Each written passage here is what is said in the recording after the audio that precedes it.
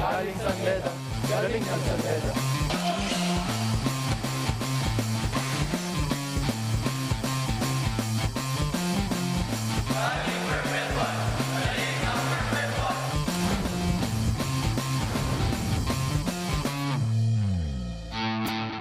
Isang maulan na hapon po mga kapamilya mula sa lungsod ng San Juan. Nandito pa rin tayo sa Philoil Flying V Center ngayong Martes, October 16, 2018 sa pagpapatuloy ng painit na NCAA Season 94 live at eksklusibo sa SNA at High Definitions Channel 166. Makikita din kami sa Liga at Liga HD Channel 183 and worldwide via the Filipino channel on live streaming on iwanttv.com.ph, tfc.tv, at pwede din kayo mag-sign up ng inyong kapamilya account on sports.abs-cbn.com/livestream/NCAA. Dalawang laro ang inyong mapapanood ngayong hapon. Unahin na muna natin ang 8-8 College of St. Benilde Blazers kontra sa 3-14 na José Rizal University Heavy Bombers. At mamaya naman for our second game, it will be the Arellano University Chiefs who have 5 wins, 10 losses in Season 94 kontra sa 5-12 na Mapua University Cardinals. Magandang hapon po sa lahat ng ating mga manonood live ngayon sa SNA. Andre Felix kasama si Mikey Reyes. Mike, magandang hapon sa iyo. Magandang hapon sa iyo, Andre. Magandang hapon sa lahat ngayon ang nanonood dito sa NCAA Season 94. And you know, both teams hindi na makakapasok ng Final Four. Nakaset na nga yung 4 teams natin na papasok doon. Pero itong dalawang ito, syempre gusto nila matapos nila itong Season 94 on a high note.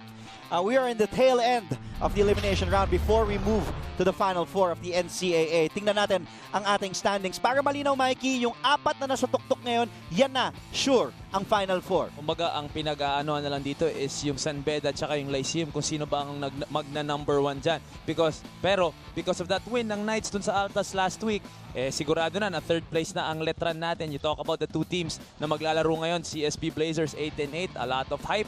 Papasok ng season na to, hindi nila inabot yung kanilang Final Four aspirations. Pero, you know, this is just the start of good things to come para kay Coach T. White and the rest of the Blazers. Sa kabila naman, rebuilding process para kay Coach Beryl Meneses, 3-14 sa Season 94. Pero they will need these last few games para medyo makuha pa rin nila yung kumpiyansa, especially papasok ng Season 95.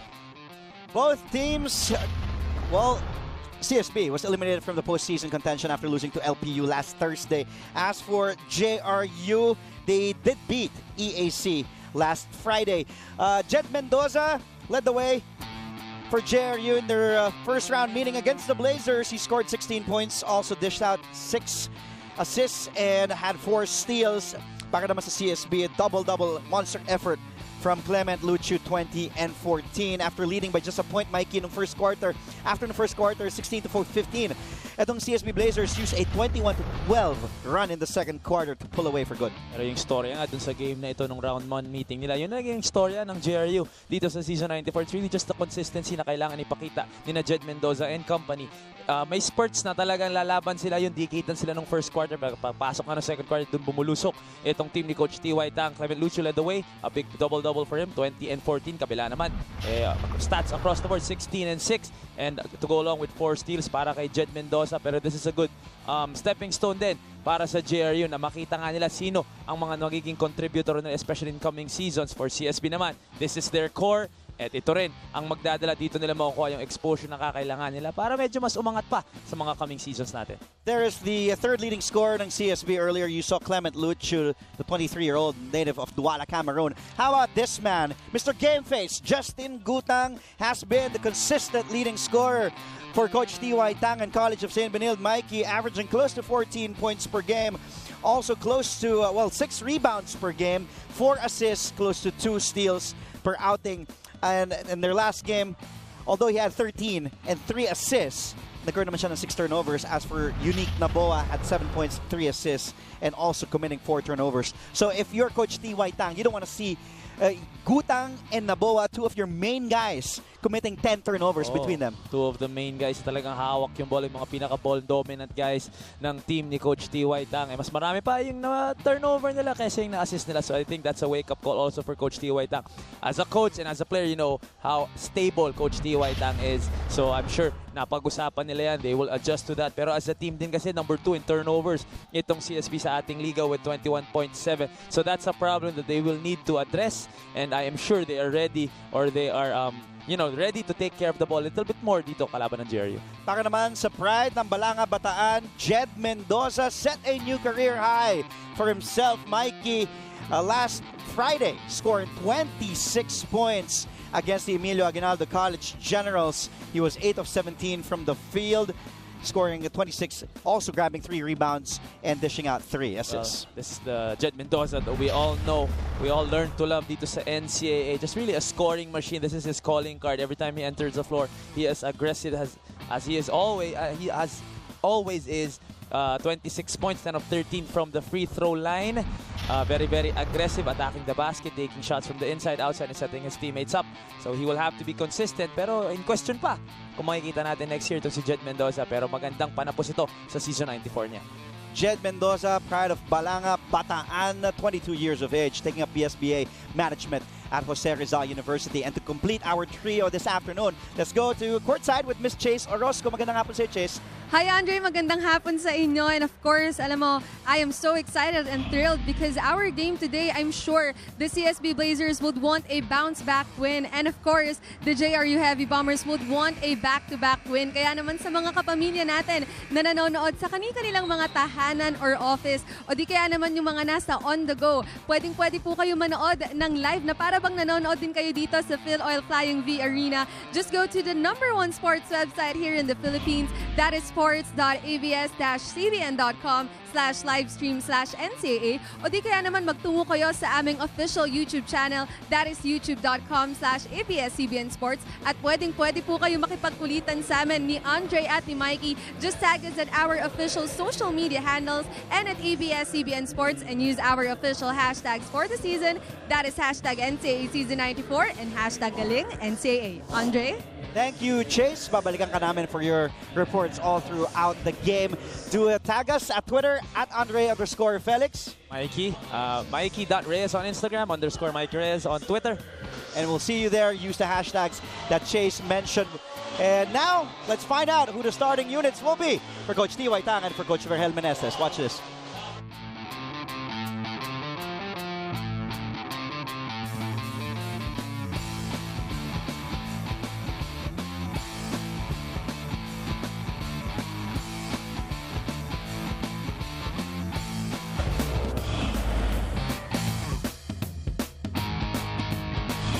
Unique Naboa, point guard.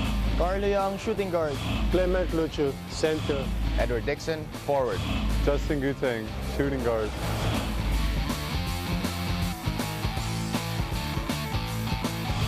Mark Adrian Malyari, point guard. Jed Mendoza, shooting guard. John Mark Silvares, center. Richard David, forward. Darius Estrella, shooting guard.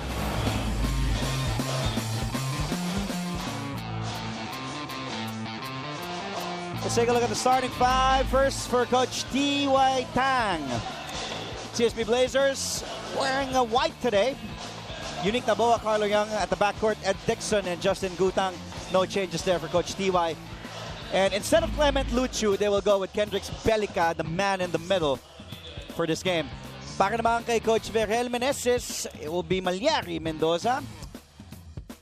Silvares in the middle and David and Estrella rounding it up sa lima ng JRU na naka-asul ngayong hapon. Our officials for this game. Referee Pablo Bracero, Oliver Angeles, and VC Haramilla.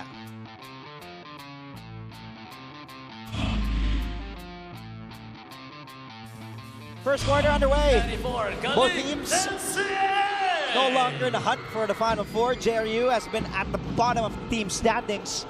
And like what you mentioned, Mikey, it has been a struggle, tough season para sa kanila. But it's a rebuilding process para kay Coach Vergel Meneses. Oo naman, these are part of their growing pains. Talaga alam naman natin, no team was assembled in a year. And especially ngayon, ang daming nawala sa kanila and ang daming bagong pumapasok. So importante yung mga ganitong seasons na makuha nila yung enough experience and exposure para kumamada sa mga susunod na season.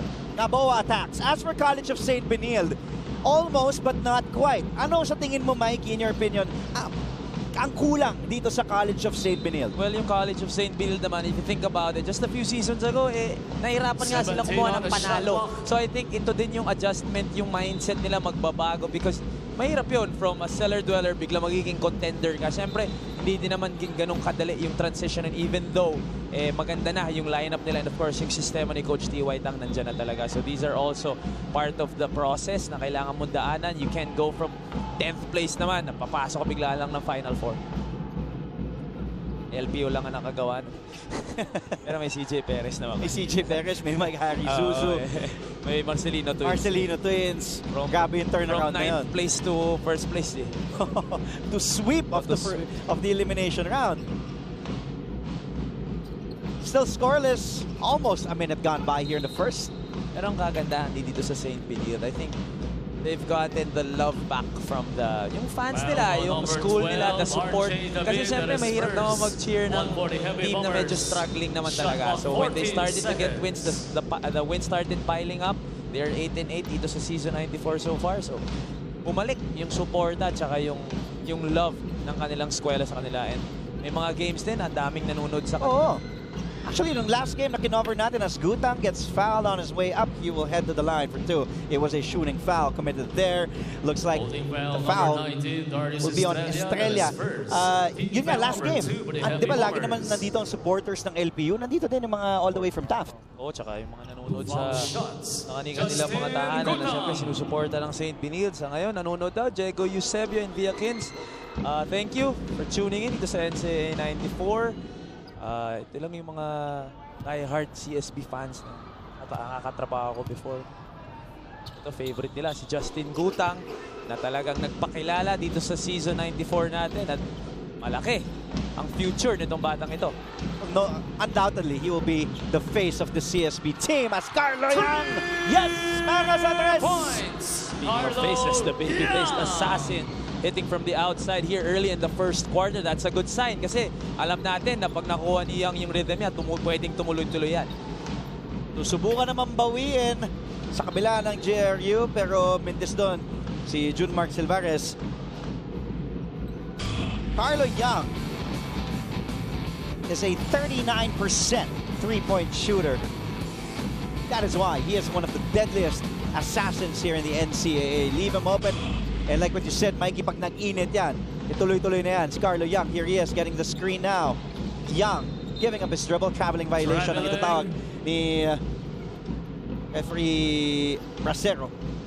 Could have taken the shot there, Carlo Yang, but I like the aggressiveness, trying to attack the basket. That step back there, medyo may extra step. Pero si James Harden yan, baka nakalusot. Pero si Carlo Yang lang tayo. Natawagan tayo doon.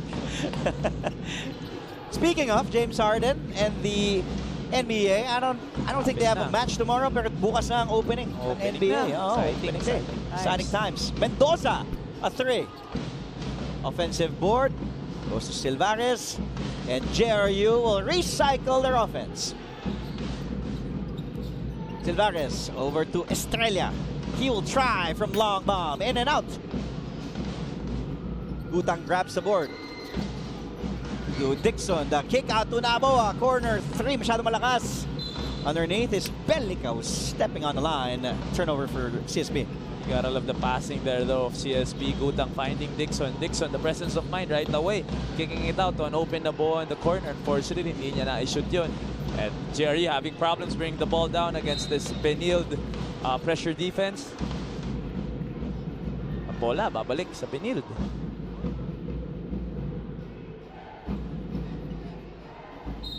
Score is still 5-0 in favor of the College of St. Benilde Blazers.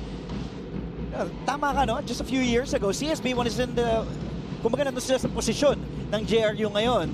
They were once at the bottom of the team standings at the College of St. Benilde, and what a turnaround. Coach T.Y. Tang, Assistant Coach Charles Tew, Ali Peak, and the coaching staff has done to turn things around para dito sa Blazers. Naboa will bring the ball inbounds from the baseline. Both teams not shooting well from the field. To begin, it was just one field goal made. Almost 3 minutes gone by here in the first period. And that was by Carlo Yang's 3. Naboa using that screen by Bellica. Last game ito para sa JRU. Pero nakita naman natin, what a steal there by Carlo Young playing both ends of the floor. 5 points early here in the quarter para kay Carlo Young. Pero you talk about JRU, last game of the season today. Nakita natin yung potential nila. Merong future. May mga nagpakilala dito sa season 94. Si Darius Estrella. May time din. Nagumanda rin yung laro. And this guy, Yari. ganda rin ang nilalaro nung batang yan. Two young teams in the NCAA. Gutang. Offensive foul. It was a moving screen set by Dixon. Offensive foul number 16, Edward Dixon. That is first. One for the Blazers. Timeout, the JRU Heavy Bombers. Take a look at this replay. Vergel Meneses calls a timeout. Kami po yung magbabalik. Ito pong inyong NCAA live on SNA. Lamang ng 7 ang CSB. Welcome back mga kapamilya. Nanonood pa rin kayo ng NCAA Season 94 dito lang sa SNA. Andre, coming off from a win during their game against the EAC Generals para kay Coach Vergel Meneses, malaki ang naging improvement ng JRU Heavy Bombers ngayong second round. Dahil kung mapapansin nyo nga, most of their games muntik na halos silang manalo. The difference of the Heavy Bombers from their very first game during round 1 and now coming into their last game ay adapting na daw sa sistema ang team. Nasusunod ang execution and that the ball is finally moving. Now that they are down to their last game, Andre, for Coach Vergel, the most rewarding thing about coaching his team ay ang maturuan daw ang mga ito, ma-share ang experience niya as a basketball player, and of course to help them with achieving their goals. Balik sa inyo, Andre. Thank you, Chase. Substitution, young You know, for Edward Dixon. JRU, they're a young team. Pero sabi nga ni Coach Vergel, ganyan naman talaga pag bata ang iyong pupunan. Kailangan pagdaanan, kumbaga yung growing pains, di ba? There are a lot of silver linings. Of course, there's Jet Mendoza, there's a former juniors MVP Darius Estrella. Yung experience na makukuha nito mga bata na to in season 94, magagamit naman nila next season and in the coming seasons.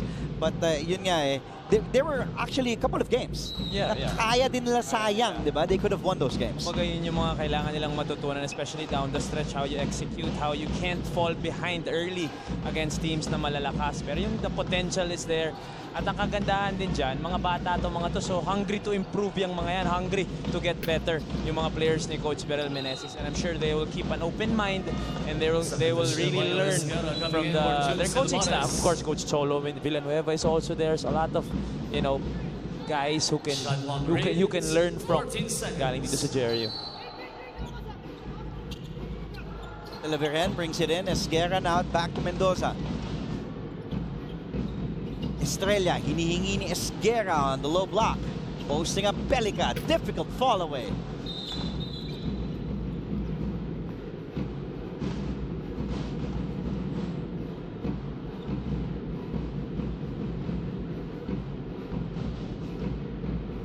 Foul number 2, Unique Naboa. That is first. Team foul number 3 for the Blazers. Ito rin si Unique Naboa in his second season.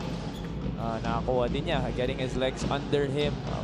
He will only improve and develop not only his skill set but his mindset. He will have to be, really the top point guard of the Blazers, whether it be on and off the court. He has to be the leader. Angel Rain tweets, good luck JRU. Di man kayo nakapasok sa Final Four this season, pero alam naman namin, stronger Heavy Bombers na makikita namin next season. I like the optimism mula kay Angel. Maraming salamat sa pag-tweet.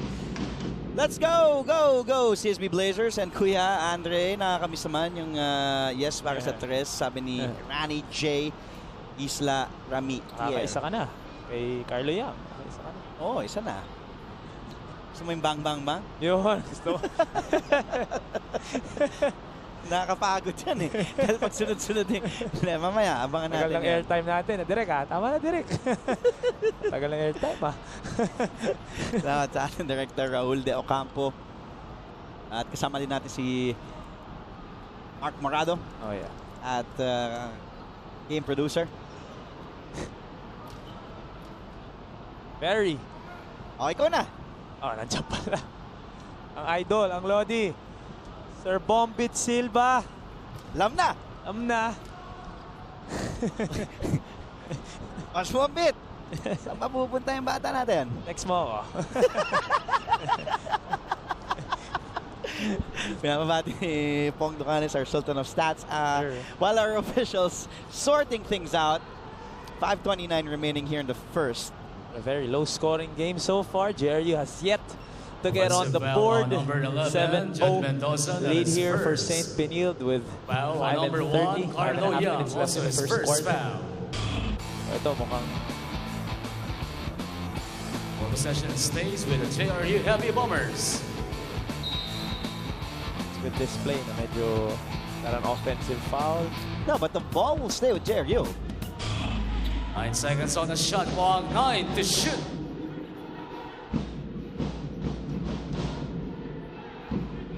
Double foul was called on Dixon. I'll make that on Young, his first. And Jed Mendoza with possession with the Heavy Bombers. Estrella fires a three. Australia still cannot connect from the outside. 0 of 3. St. Benilde a chance to extend this lead further. Haruna is now in. Second leading scorer of CSB. Haruna misses inside, gets his own miss, misses again. Sorry, misses there mula kay Yankee Haruna. Here's Jed Mendoza now for JRU. An offensive foul, late whistle for the charge. Two players down. Young, Offensive foul on number 11, Estrella Jed down. Mendoza, that is second. pangalawa na yan ni That Jed is the Mendoza. 14th foul for the Heavy Finally Bombers. getting that offensive foul on Jed Mendoza. Mabalik ang bola sa St. Benilde and JRU still halfway through our first quarter. Hindi pa nakakapuntos dito. 7 points naman para sa St. Benilde. Young using that belly cap screen. Haruna. Nice look inside to Belica, and Belica will head to the line as we see Clement Luchu heading to the official stable, getting ready to check in. Good vision there for Foul on number Haruna. It's 19, very Darius underrated how Estrella, some that is players can, second. you know, rise up for a jumper and still find their open teammate down low. That just shows kung gaano ka focused ka din. Two free throws for Kendrick Kung baka may Belica. open sa ilalim, so that's a nice pass there for Yankee Haruna. A nice catch for Belica. 2 free throws para sa big man ng St. Benilde. Ed Dixon on the bench with 2 personal fouls. Belica missing both free throws.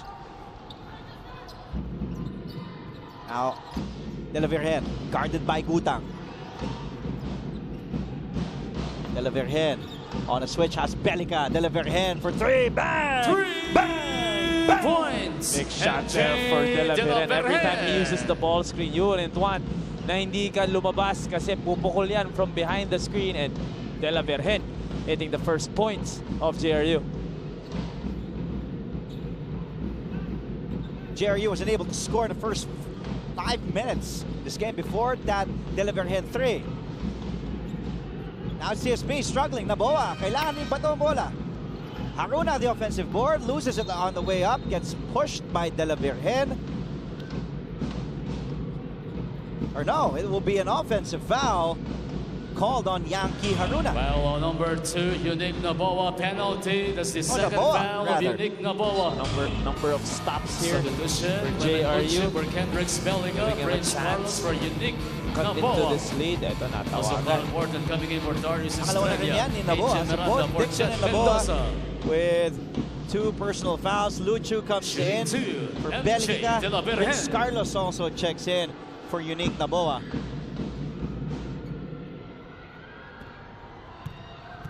MJ De La Virgen, 7 points, 3 assists, 3 rebounds.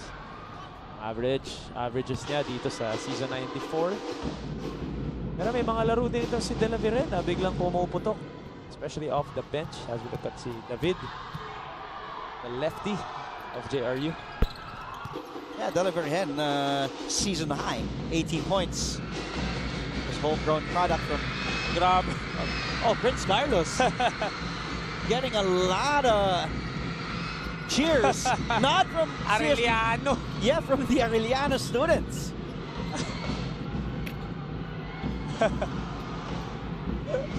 Akala ko ikaw yung chini-cheer. No. I was looking around. I was seeing, sino man pumasok sa Philoil Flying V Dala Center? pala ni Carlos yung bola. De La Virgen. And De La Virgen off the bench hits an De La offense. Virgen. Timeout All CSB 7 Blazers. points of JRU coming from that man, a native of Mandaluyong. He was born in Mandaluyong, and he went to high school in JRU as well. Homegrown product. Ties things up at 7. So our director, Raul De Ocampo, close up with Prince Carlos and the students of Arellano University. Look at, I think Direct should focus also on the students. They love this kid. As we take a look at Carlos in her last match against LPU, had 11 points. And when you say students, boys and girls, ha? Oh, boys and girls, eh. Haruna gets fouled. He will head to the line. Malaya mararating ng batang to. Saan? Sa basketball o sa life, sa showbiz, sa life in general. Prince Carlos went to De La Salle Zobel High School. Has 4 more playing years here in the NCAA. How about this kid though? Yankee Haruna. Y'all know he can leap inside the building. Was a former slam dunk champion in the NCAA. Went to Parsippany High School. Of course, native of New Jersey.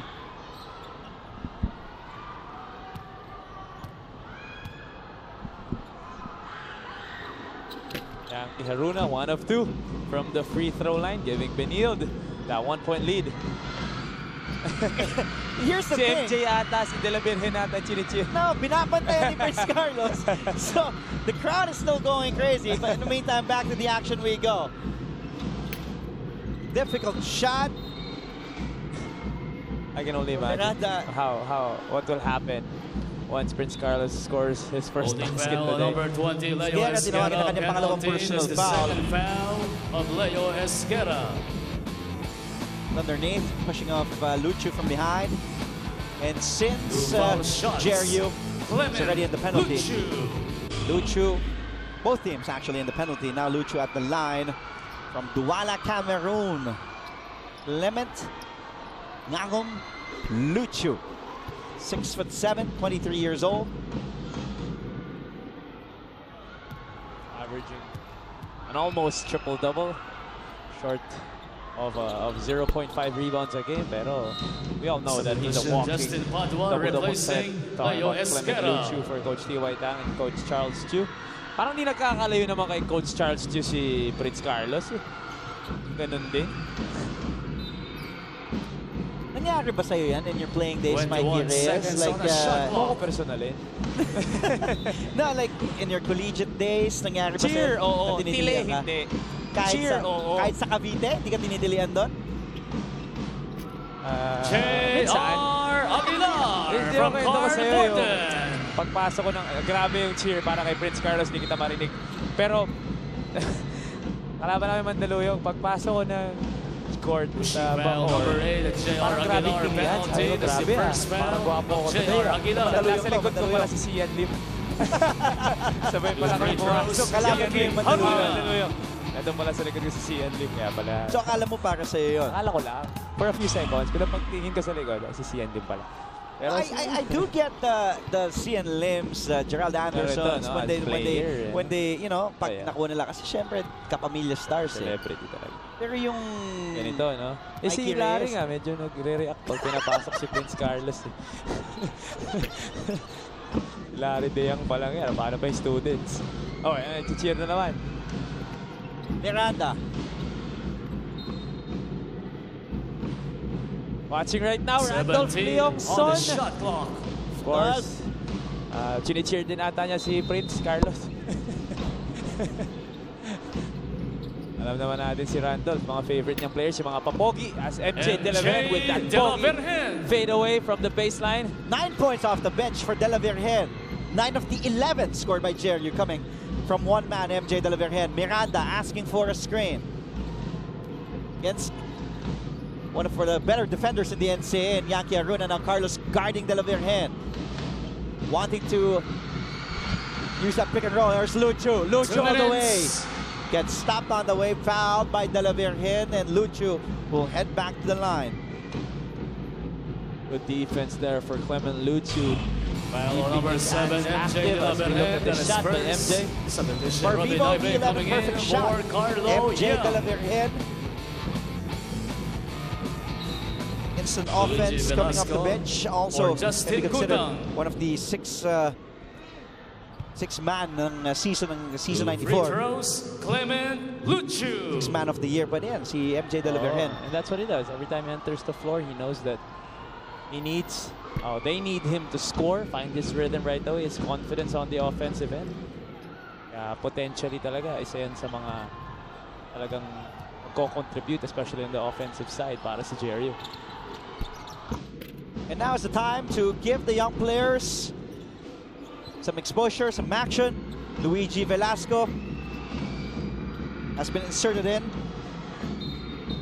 Has just played in 12 games out of the 16 by CSB. Just averaging 7 minutes per game. Luigi is now in. There's Prince Carlos. So it's Velasco, Carlos, Haruna, Luchu, Foul on number 5, and Prince Naive. Carlos. 5 on floor. Penalty is the first foul of Prince Carlos.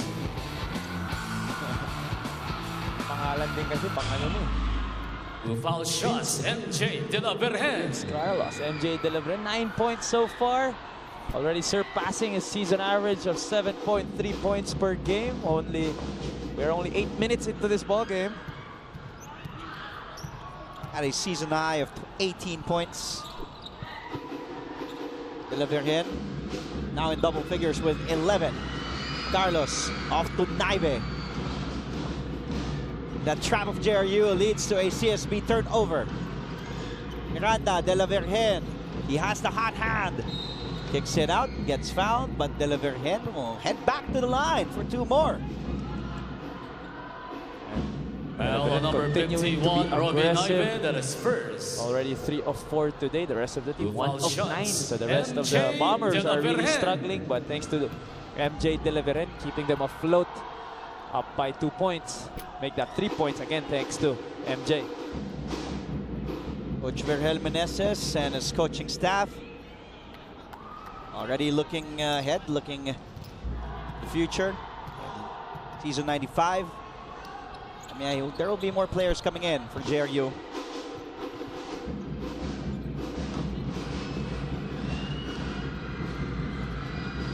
Carlos giving up his dribble. Oh, an errant pass. Intended for Haruna. The backcourt of St. Benilde.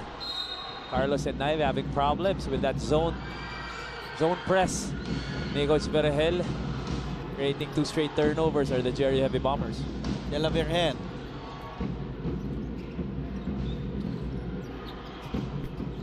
Bordon.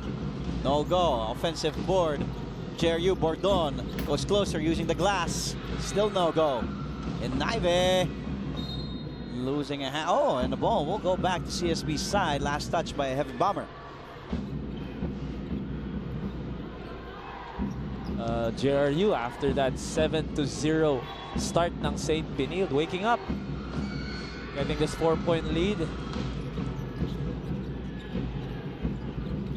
Haruna, skies high, gets it through for Yankee Haruna. Yankee Haruna with an athletic finish there, absorbing the contact and finishing up top against the big guy of JRU. First 2 points for Yankee. Under a minute to play in the first.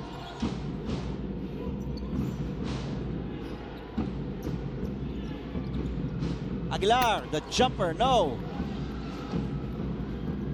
De La Vergen scored 13 points, equaling the output of CSB so far. Carlos gets bumped and fouled. So he will head to the line for 2, where you can expect a lot of cheers from the students inside the Philadelphia Justin Center. Padua penalty. It's the first foul of Justin Padua. Shooting 2, Prince Carlos. The rookie out of La Salle Zobel. And ayun na nga, ang cheers ni Larry Diang. Prince Carlos, this kid.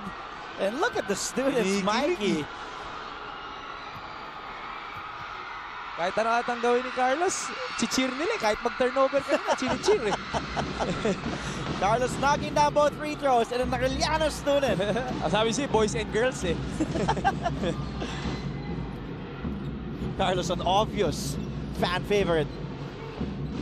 Velasco guarding De La Virgen. A 4-second differential between the shot clock and the game clock.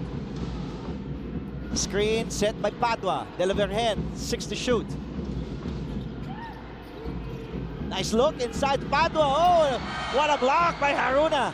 3 seconds. Naive gets fouled with 0.3 of a second remaining. What a block there on the other end by Yankee Haruna, former slam dunk champion. Foul on number 4, Get H.M. that Miranda. ball That is out first. of here, says Yankee Haruna. Shooting 2, Robbie Naive. Using the glass. What an athletic play there for Yankee. Robbie Naive. 2 free throws with 0.3 remaining. A chance to take the lead to end the first quarter. Of course, Robbie, as we take a look at Justin Gutang on your screens. Just 2 points. Both those points coming from the free throw line today. Naive. But CSB back on top by First 1. quarter 16 to ends at 15 is the score at the end of the first quarter. Prince Carlos off the bench, drawing a lot of cheers from the crowd. Let's take a look at the highlights. First 10 minutes. Started out Carlo Young and a 7-0 hot start from the Blazers. Then it was De La Virgen putting JRU on the board, coming off the bench, scoring double figures, 13 points for MJ De La Virgen. MJ. Yankee Haruna, skying high, doing damage as well. For the second unit, Coach D.Y. Tang. 1 point. It's the lead for CSB, 16 to 15 against JRU.